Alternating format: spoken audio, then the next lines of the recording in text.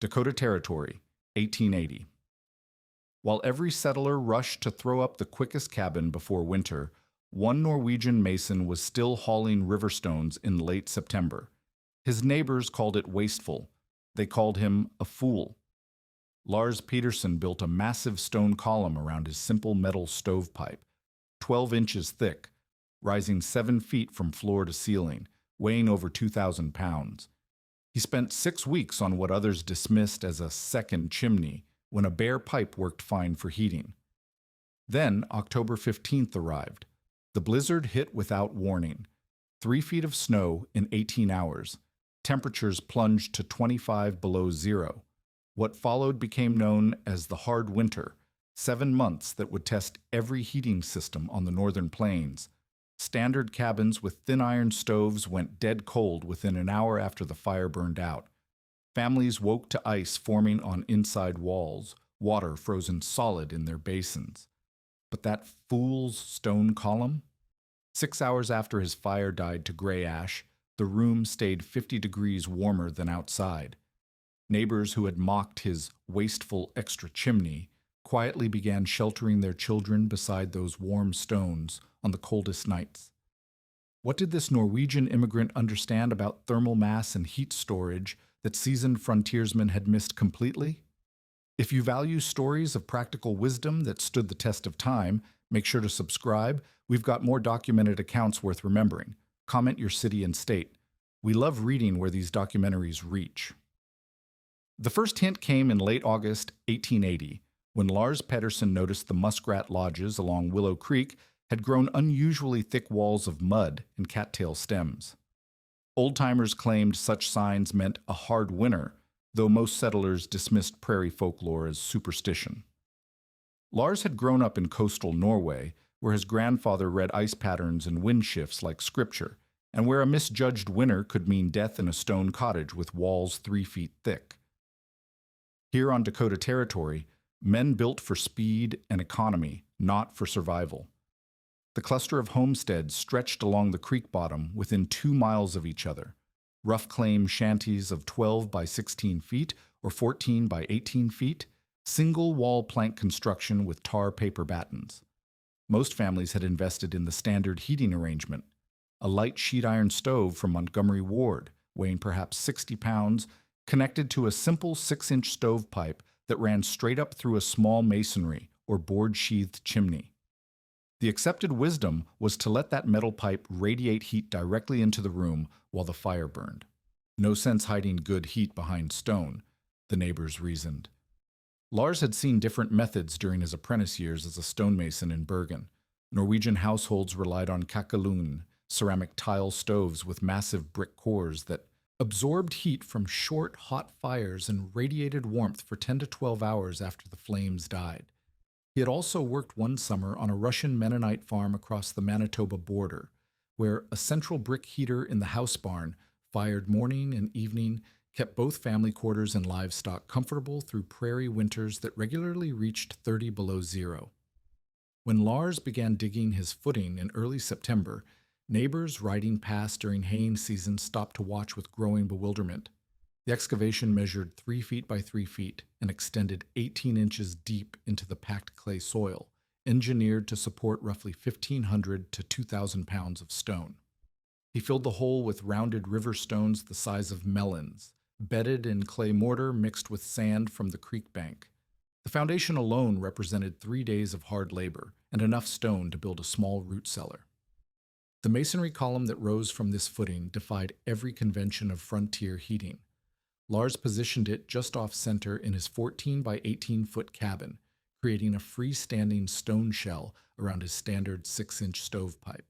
The inner opening measured 16 by 16 inches, leaving 5 inches of airspace between the hot pipe and the inner face of the stone on all sides. The walls themselves extended 12 to 14 inches thick, built of flat fieldstone bonded in clay and sand mortar, rising 6.5 feet from floor to near the ceiling line. Thomas Kincaid, a former railroad section hand who had installed dozens of bunkhouse stoves during his years laying track, became the most vocal critic of the project. "You building a church tower in there, Peterson?" he called out one afternoon, watching Lars carefully fit stones around the vertical pipe. First man I've seen who needs a chimney inside his chimney. Kincaid insisted the stone would soak up heat and leave the room cold, that the inner pipe would crack from expansion, and that the draft would be ruined by all that masonry.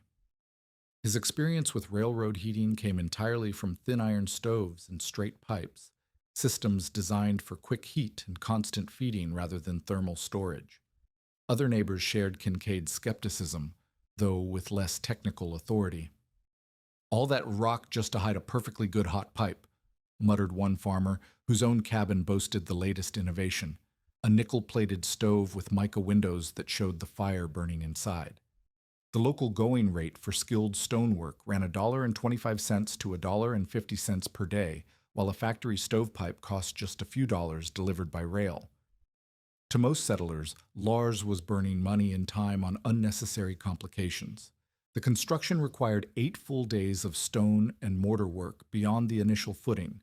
Lars deliberately incorporated several features that seemed wasteful to observers, but served specific functions based on his old-world experience. Near the base, he left a small clean-out opening for removing ash that might fall into the air gap. At the top, he created a draft path so hot air from the pipe could circulate in the gap before rising out, primitive bell behavior similar to masonry heater designs with separate inner and outer cores. The finished column contained roughly 15 to 18 cubic feet of stone, assuming field stone at 150 pounds per cubic foot, creating thermal mass of 2,200 to 2,700 pounds. By late September, while other families rushed to complete their roofs and lay in winter wood supplies, Lars was still fitting the final courses of stone around his stovepipe. The neighbors had moved beyond mockery to genuine puzzlement. Samuel Reed, a second-generation Yankee farmer who prided himself on practical efficiency, stopped by one evening to examine the finished work. "You've got more stone in that thing than most men put in their whole foundation," he observed, running his hand along the smooth outer surface. "What's it supposed to do that a regular pipe won't?" Lars explained in his careful English, still marked by Norwegian inflection after 15 years in America, that the stones would hold heat long after the fire died, warming the cabin through the night with stored energy rather than demanding constant feeding. Reed shook his head. "Sounds like a lot of extra work for the same result. My stove keeps us plenty warm when it's burning." The test would come sooner than anyone expected.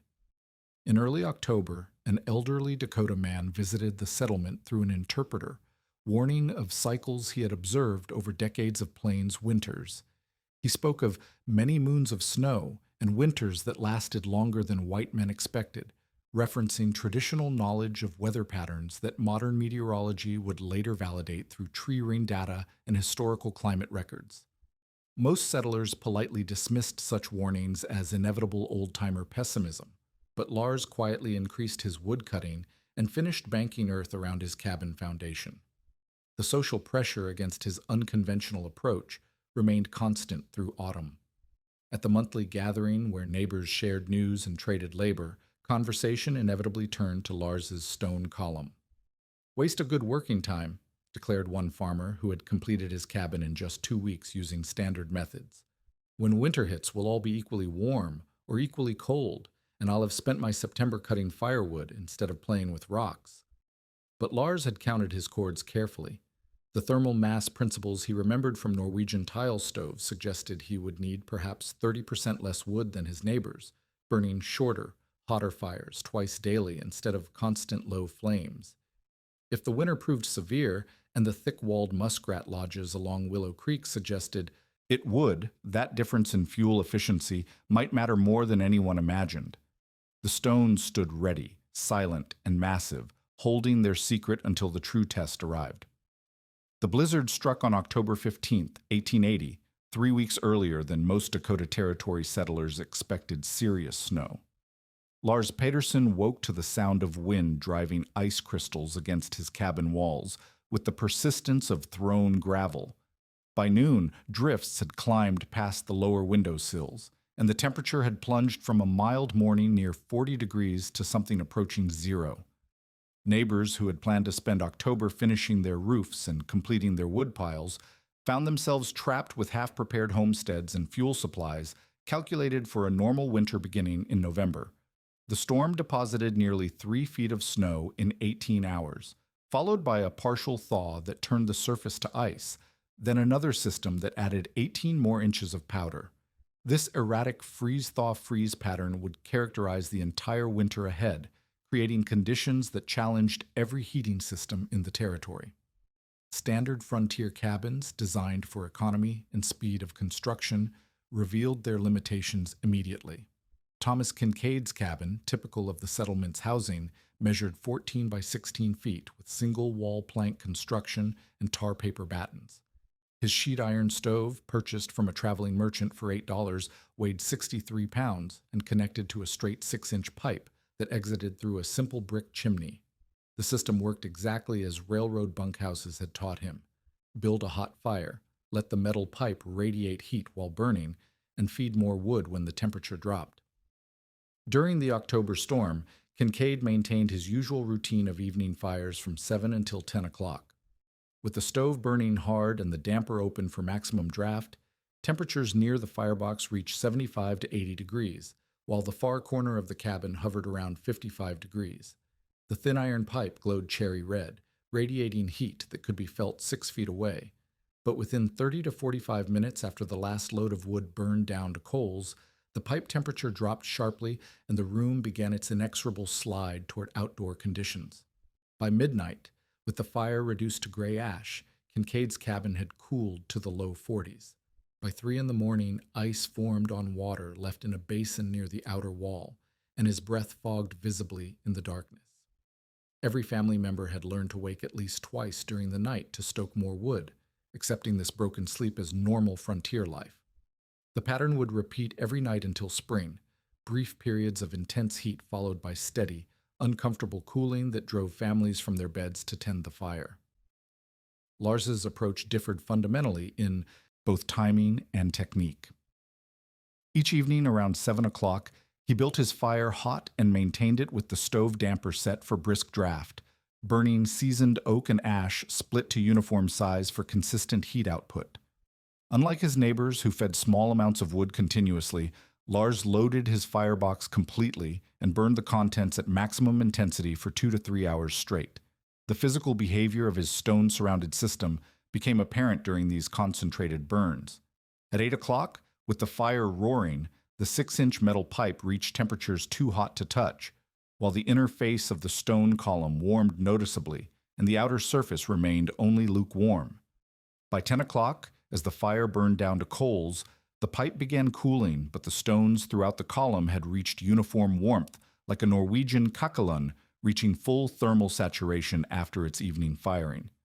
Samuel Reed, riding past Lars's cabin at 9:30 one evening, noticed the absence of a roaring fire, yet found the interior remarkably comfortable at roughly 65 degrees, even near the outer walls.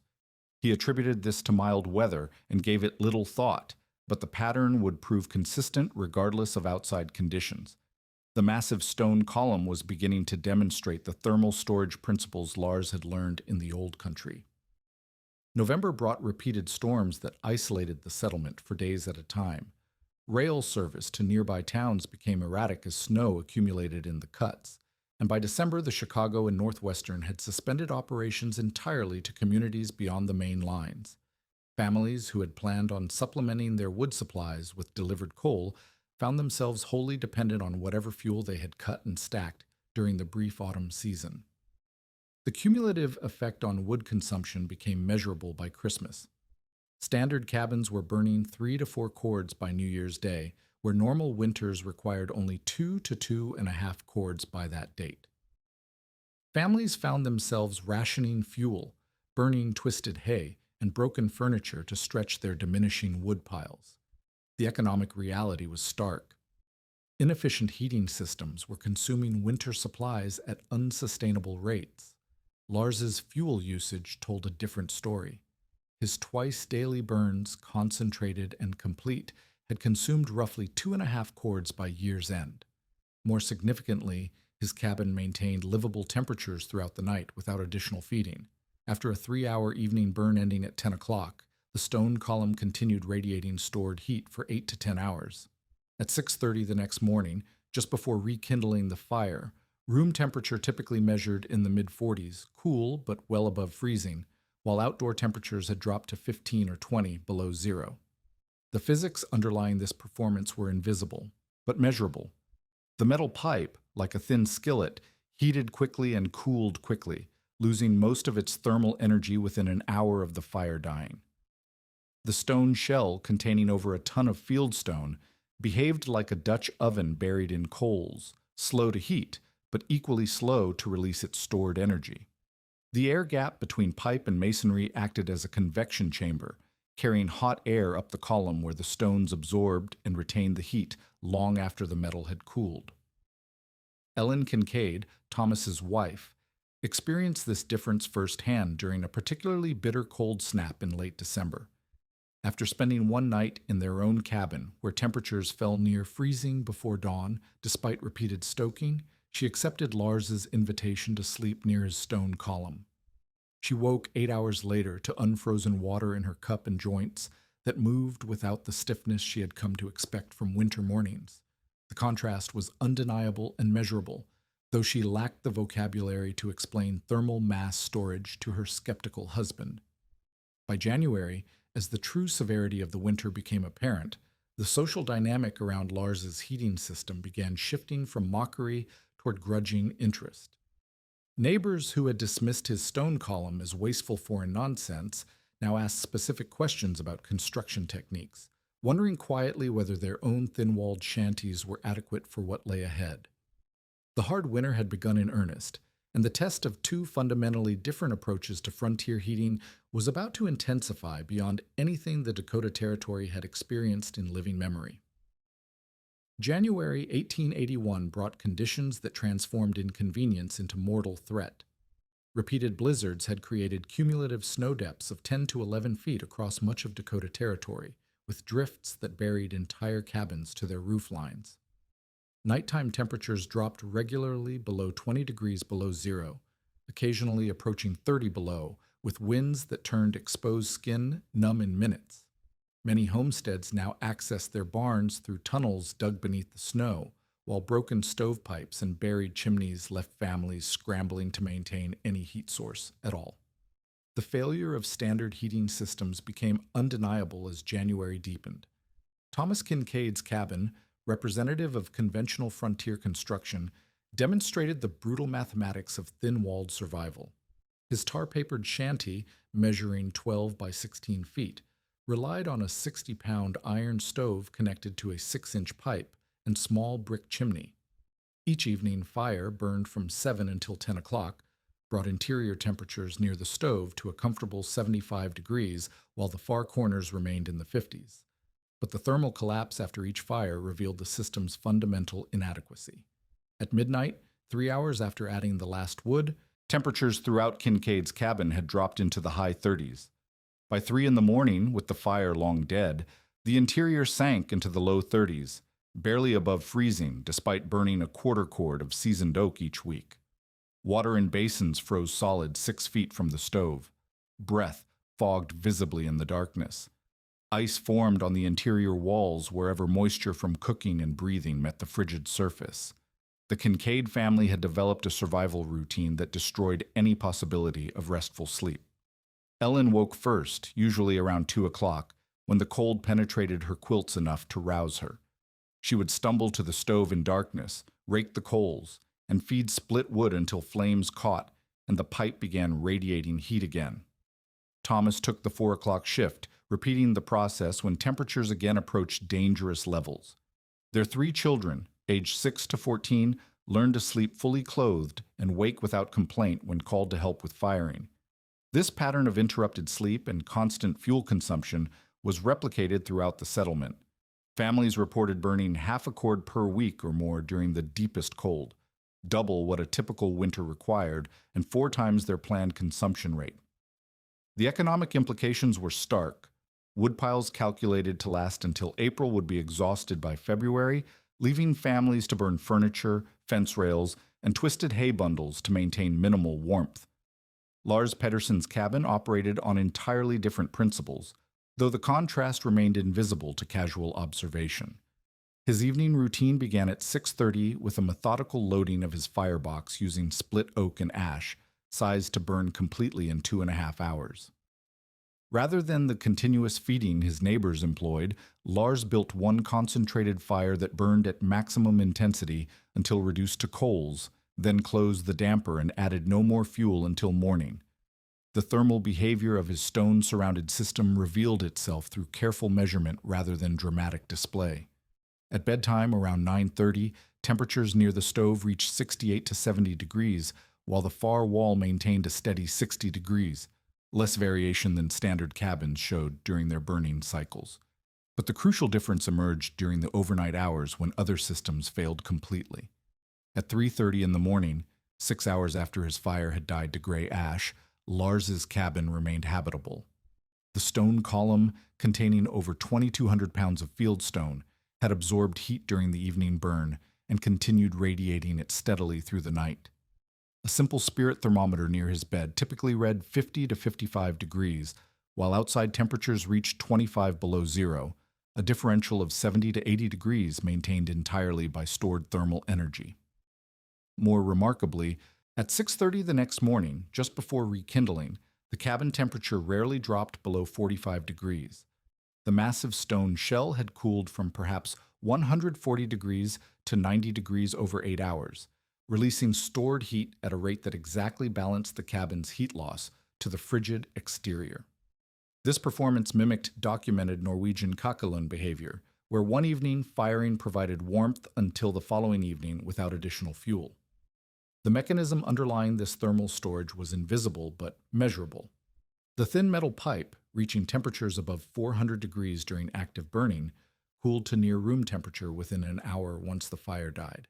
But the stone mass surrounding it changed temperature slowly, perhaps dropping from 140 degrees to 90 degrees over 6 to 8 hours, while continuing to radiate comfortable heat into the living space. The air gap between pipe and masonry created convection currents that transferred heat from the metal to the stone during burning, then reversed to carry stored heat back into the room throughout the night. Samuel Reed, whose skepticism had begun wavering during December's cold snaps, visited Lars's cabin during a particularly brutal January storm to witness this phenomenon directly. At 10 o'clock, with Lars's fire reduced to coals and no additional wood added, Reed measured comfortable temperatures throughout the single room. By 2 in the morning, when his own cabin would have been approaching freezing, Lars's interior remained warm enough for conversation without heavy clothing. Reed placed his hand against the stone column and found it still radiating heat 6 hours after the flames had died. The fuel efficiency comparison became equally compelling. Lars's twice-daily concentrated burns consumed roughly 1/3 of a cord per week, a 40% reduction compared to standard cabin heating. This difference represented the margin between comfort and catastrophe for families whose woodpiles were disappearing faster than anticipated. While neighbors rationed fuel and burned furniture to extend their supplies, Lars's seasoned wood remained stacked outside his door, protected by the efficiency of thermal mass storage. Ellen Kincaid provided the most convincing testimony of the system's effectiveness. After spending several nights near the stone column during the worst cold, she reported sleeping through entire nights without waking to tend fire, a luxury unknown in her own cabin. She woke to water that remained liquid, air warm enough to dress comfortably, and joints that moved without the stiffness caused by hours in near-freezing conditions. Her simple observation carried more weight than technical explanations. His place never goes dead cold like ours does. By late January, the social transformation was complete, though unspoken. Neighbors who had mocked the stone column as wasteful foreign nonsense now sent their children and elderly to sleep near it on the coldest nights. Thomas Kincaid, the most vocal early critic, found himself studying the construction details with professional interest, wondering whether his railroad experience had left him unprepared for heating challenges that demanded thermal storage rather than continuous combustion. The Norwegian immigrants' understanding of heat, insulation, and survival, dismissed 4 months earlier as excessive preparation, had become the difference between comfort and suffering for an entire community facing the worst winter in territorial memory. By late February 1881, the blizzards had accomplished what seemed impossible. They had stopped the railroad entirely. The Chicago and Northwestern suspended all service to communities beyond the main trunk lines, leaving settlements cut off from coal deliveries and manufactured goods for months at a stretch. What had begun as inconvenience in October had escalated into genuine crisis by the time spring seemed impossibly distant. Families who had calculated 8 cords of wood would carry them through winter now faced empty woodsheds with 6 weeks of cold weather remaining. The fuel shortage created a grim arithmetic of survival. Thomas Kincaid sat at his kitchen table in early March with a pencil and paper, counting what remained of his winter preparations. Since October, his family had burned 9.5 cords, keeping their single-wall cabin habitable, nearly double their planned consumption. The remaining half cord would last perhaps 10 days with careful rationing, leaving them to burn fence rails, broken furniture, and twisted hay bundles for the remainder of winter.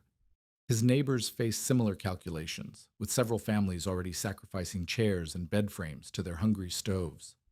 Samuel Reed knocked on Lars Peterson's door that same evening, carrying a lantern through snow that reached his waist in the sheltered areas between cabins. Inside, he found Lars reading by lamplight in shirt sleeves while outdoor temperatures approached 30 below zero. The contrast was stark. Reed had walked through bitter cold from a cabin where his family wore coats indoors and huddled near their iron stove for warmth into a space that felt like a different season entirely. The mathematics of thermal efficiency became undeniable when Lars shared his fuel consumption records. Since October, he had burned approximately 6 cords, maintaining comfortable temperatures with his twice-daily firing routine. That 3.5 cord difference represented the gap between burning furniture and maintaining adequate heat through the remainder of winter. Reed studied the numbers with the attention of a man whose survival depended on understanding them. 40% less wood consumption for superior comfort and reliability. The community's informal acknowledgement of Lars' success came during the coldest week of February, when a barometer drop and wind shift warned of the most dangerous conditions yet recorded. Outdoor temperatures plunged to 35 below zero, with winds that made exposed skin freeze in under 3 minutes. Rather than struggle alone in their inadequately heated cabins, 3 families, 12 people total, moved into Lars's roughly 250 square foot space for 5 consecutive nights. The sleeping arrangements were primitive by any standard of privacy or comfort. Pallets covered the floor from wall to wall, with 2 adults sharing the single bed and children arranged wherever space allowed.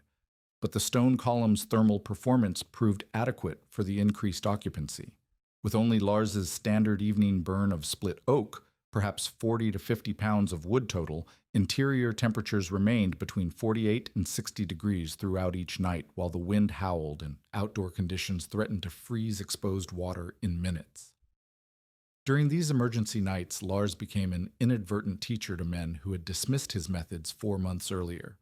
Thomas Kincaid, sleeping on a blanket near the stone column, woke repeatedly to touch the masonry surface and confirm what seemed impossible. 6 hours after the fire had died completely, the stones remained warm enough to provide noticeable heat. He had spent 15 years working around railroad heating systems and had never encountered thermal storage that performed so consistently. Samuel Reed asked the technical questions his neighbors were thinking, but hesitant to voice. How deep was the footing that supported over 2,000 pounds of stone? How much clearance did the air gap require between pipe and masonry? At what height could the wall thickness be reduced without compromising thermal storage? Lars answered in practical terms. How many days of stone hauling? How many sacks of lime mortar? Which section of riverbank provided the best flat building stones? The knowledge transfer was hands-on and specific. Lars demonstrated how the stone retained heat by setting a tin cup of water on a ledge near the column base. With the pipe cool and fire long extinguished, the water remained warm after 8 hours of storage. He showed how uniform temperature throughout the stone mass indicated complete thermal saturation, the sign that his evening burn had stored maximum energy for overnight release. These weren't abstract principles, but measurable phenomena that men could observe and replicate. Ellen Kincaid provided the most compelling testimony during community discussions that spring. After spending multiple nights near the stone column, She reported sleeping through entire nights without waking to tend fire, a luxury impossible in conventional cabins. She woke to liquid water, warm air, and joints that moved comfortably rather than the stiffness caused by hours in near-freezing conditions. Her observations carried particular weight because she had direct comparison experience and no technical agenda to defend. The emergency shelter experience also connected frontier survival to broader principles of traditional heating.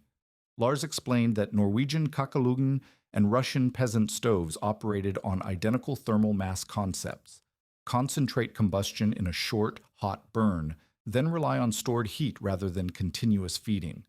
Whether ceramic tile, brick masonry, or field stone provided the thermal storage, the physics remained constant: dense materials absorbing energy during combustion and releasing it slowly over extended periods. As the immediate crisis passed and families returned to their own cabins, the conversation shifted from survival to replication. Samuel Reed arrived one morning with a wagon loaded with river stones, asking Lars to help him lay a foundation for a smaller thermal mass surround behind his existing stove. Thomas Kincaid, whose criticism had been loudest during construction, now wanted to build a half-height stone shell using 8 to 10-inch thick masonry, a design adapted to his cabin's lighter floor framing but incorporating the essential thermal storage principle. The transformation was quiet but complete. Men who had mocked the second chimney as wasteful foreign nonsense now studied its construction details with professional interest. They measured air gaps, counted stone courses, and calculated mortar requirements with the attention of students learning techniques that had proved themselves under the most demanding conditions imaginable. The Norwegian immigrants' excessive preparation had become the template for heating systems designed to store energy rather than waste it, providing warmth through thermal mass rather than continuous combustion. By March, 3 other families in the immediate settlement had begun gathering stones for their own thermal mass projects, each design modified to suit their means and cabin construction, but based on the fundamental principle Lars had demonstrated: trading initial effort for long-term efficiency, building systems that worked with stored heat rather than demanding constant attention and fuel. The thaw arrived in early April 1881, bringing floods that changed the course of the Missouri River in 3 counties and left miles of railroad track twisted like ribbon beneath the receding water. Spring revealed the winter's toll across Dakota Territory: collapsed sod shanties, cracked chimneys split by frost, and warped stovepipes that would require complete replacement before the following season. The hard winter had tested every aspect of frontier construction, separating methods that worked from those that merely appeared adequate under normal conditions. In Lars Pedersen's settlement, the damage assessment told 2 distinct stories. Thomas Kincaid's cabin showed frost damage in the mortar joints where his brick chimney met the roof line, and his thin iron stovepipe had warped from repeated extreme heating and cooling cycles.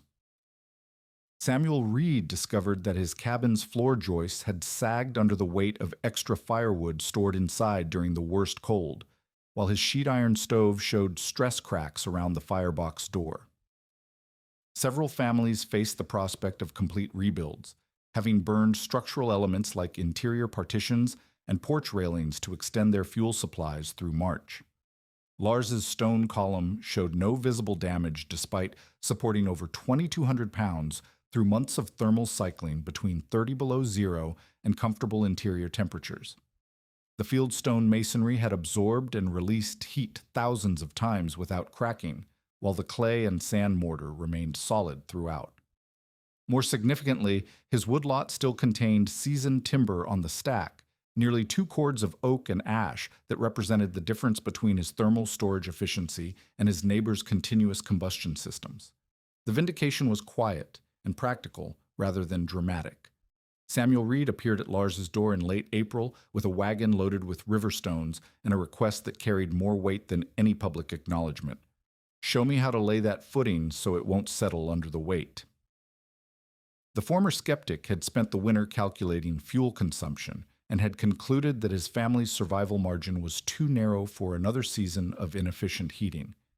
He wanted to build a scaled-down version of the thermal mass system, 8 inches thick instead of 12, rising only 5 feet instead of 7, but incorporating the essential air gap and stone-to-pipe clearances that made heat storage possible. Thomas Kincaid's conversion was more gradual, but equally decisive. The man who had proclaimed loudest that stone would soak up heat and leave the room cold now studied the construction details with professional interest, born from 15 years of railroad heating experience. He measured the air gap between pipe and masonry, counted stone courses, and asked specific questions about mortar composition and curing time.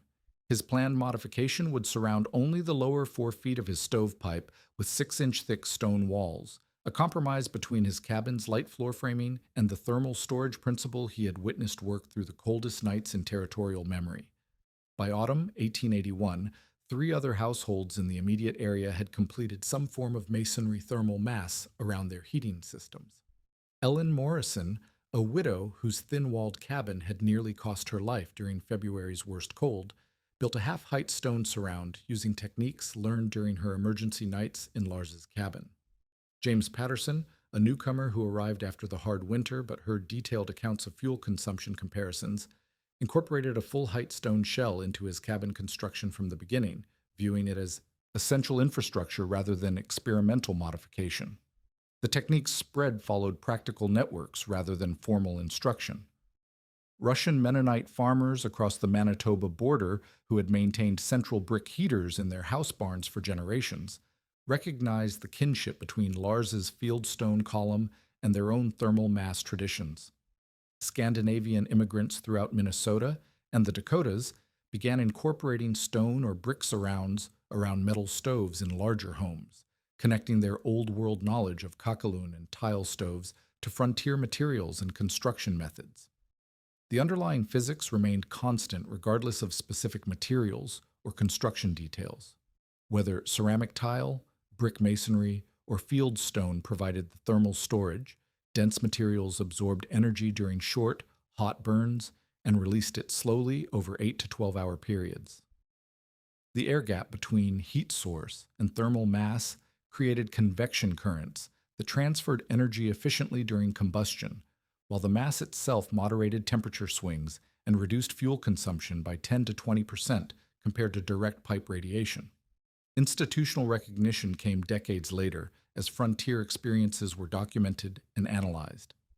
The American-Swedish Institute in Minneapolis acquired examples of kakalugnar brought by immigrants, displaying them alongside explanations of how ceramic tile and masonry cores preserved heat through internal passages that slowed combustion gases and captured thermal energy. Heritage sites like the Mennonite Village Museum preserved Russian brick stoves, interpreting their role in keeping house barns warm with minimal firing and explaining the engineering principles behind thermal mass heating. Modern wood stove literature came to actively promote adding brick or stone surrounds as thermal mass, with performance tests confirming efficiency gains and more even temperature distribution when properly designed.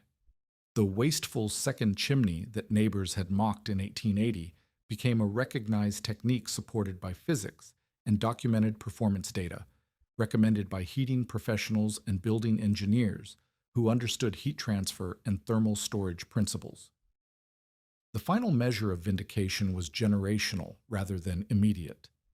Samuel Reed's son built his own homestead in 1895 with a stone-surrounded heating system as standard equipment, viewing thermal mass as essential frontier infrastructure rather than experimental innovation. When his grandchildren gave tours of the preserved family cabin to historical society, visitors in the 1930s, they explained matter-of-factly that grandfather's extra chimney kept this place warm when everybody else was burning chairs. A century and a half later, a heritage interpreter at a reconstructed frontier village taps the side of a carefully rebuilt stone surround and explains to visitors how, during the hard winter of 1880 to 81, this thermal mass system kept a dozen people alive through nights when outside air was 70 to 80 degrees colder than the room they slept in. The lesson that emerged from one Norwegian immigrant's willingness to be called a fool was simple and enduring. Out here, the men who survived weren't the ones who built fastest, but the ones who built for the worst night they could imagine and were willing to be laughed at while they did it.